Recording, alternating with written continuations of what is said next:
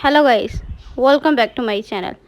Today in this video I will show you how to fix cannot verify server identity error on iPhone after update iOS 17.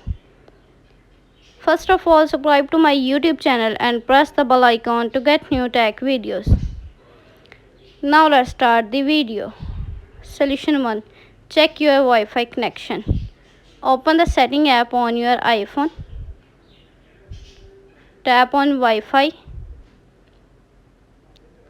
Turn off Wi-Fi. Go back setting page. Enable airplane mode. Then wait for few seconds and disable it. Tap Wi-Fi. Turn on Wi-Fi. Solution number 2. Check for software update. Open the setting app on your iPhone. On the setting page, scroll down, tap on General, tap Software Update. Software update is available. Tap Download and install to upgrade the iOS. Solution number 3.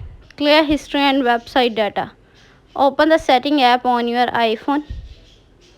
On the setting page, scroll down, tap on Safari. On the Safari page, scroll down, tap Clear history and website data. Again clear history and data. Solution number 4. Set date and time automatically. Open the setting app on your iPhone. On the setting page, scroll down, tap on General. On the General page, scroll down, tap date and time. Turn on set automatically. Solution number 5. Reset all setting. Open the setting app on your iPhone. On the setting page, scroll down, tap on General. On the General page, scroll down, tap Transfer Reset iPhone. Tap Reset. Tap Reset all setting. Enter your phone passcode. Again reset all setting in the pop-up window to confirm this process.